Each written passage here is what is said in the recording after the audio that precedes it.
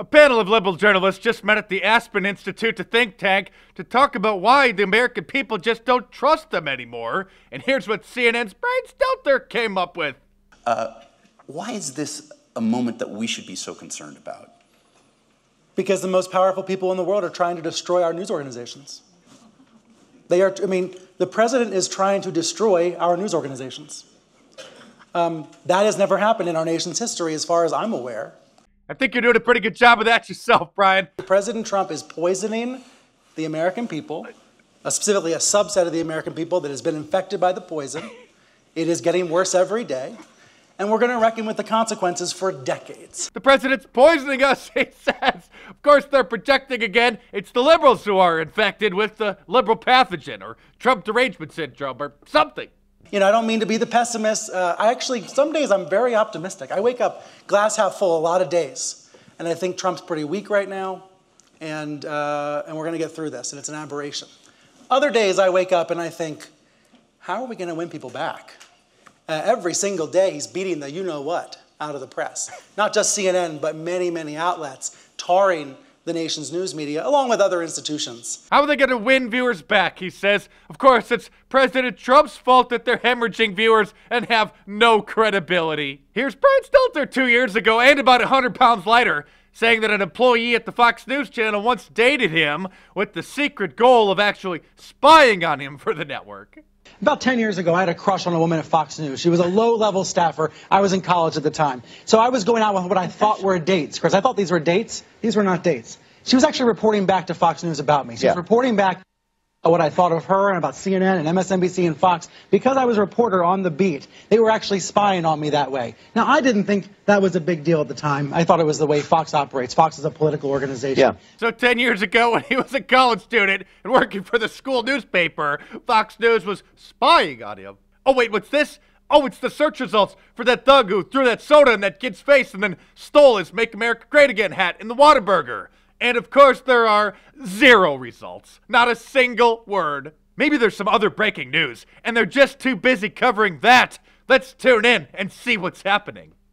Welcome back. In our politics lead, did the president just get a new challenger for 2020? Stormy Daniels' lawyer, Michael Avenatti, may have just tossed his hat into the ring, tweeting today, quote, "If big, he seeks re-election, I will run, but only if I think there is no other candidate in the race that has a real chance at beating him. We can't relive 2016. I love this country, our values, and our people too much to sit by while they are destroyed. Hashtag Fight Club, hashtag Basta." Here's Brian Stelter getting pressed about why CNN only complains about Trump 24/7 when there's so much actual news happening around the world. Hi, I'm Pat. I'm old enough to remember watching the news and seeing what was happening in the world.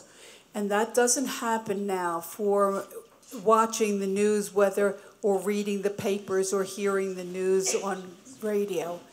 I'm feeling as though the amount of time that's given to Trumpisms is so out of proportion. Is that something that is controlled by your superior forces that decide the timing, or is that there's some other way that we can start to discover what's happening in the rest of the world?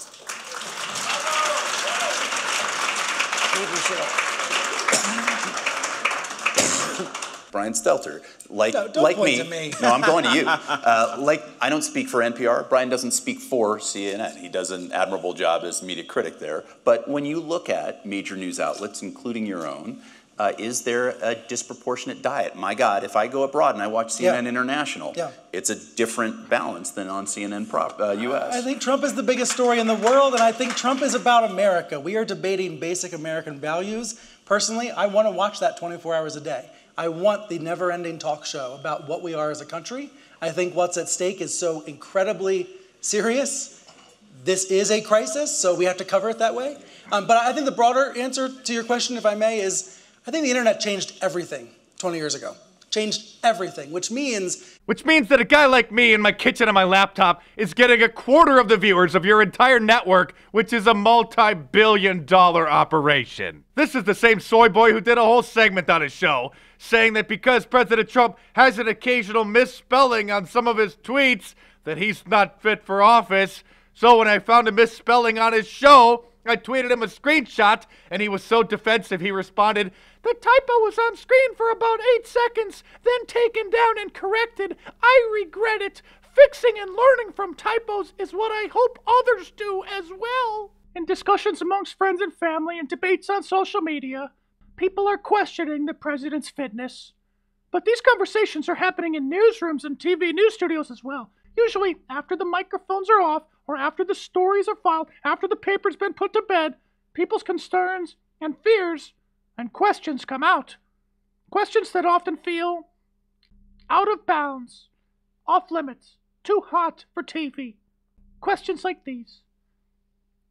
Is the President of the United States a racist? Is he suffering from some kind of illness? Is he fit for office? And if he's unfit, then what? These are upsetting, polarizing questions. They're uncomfortable to ask. But we in the national news media can't pretend like our readers and viewers aren't already asking. They are asking. This is how deep the country's divide has really become. Oh, hey, it's Larry King, the former face of CNN. Larry, what do you think about what your network has recently become? I don't know what they're going to do. I don't know. It's not, when there's a big story, they get the viewers. But big stories don't happen every day. CNN, cartoons. The Cartoon Network. As you know, I usually watch CNN so that you don't have to, but I don't know how much longer I can keep it up because I think it's giving me brain damage. If you like these videos, then I know you're going to love my book, so if you haven't read it, I hope you guys pick up a copy of The True Story of Fake News. Get it in paperback on Amazon.com or download the ebook onto your tablet or your e-reading device. The book's a lot more serious, a lot more in-depth than these short and sarcastic videos. There's almost 900 footnotes in that book. So hope you guys pick up a copy. Your purchase helps keep this channel going. So appreciate your support and check back tomorrow for a new report. And I will see you soon.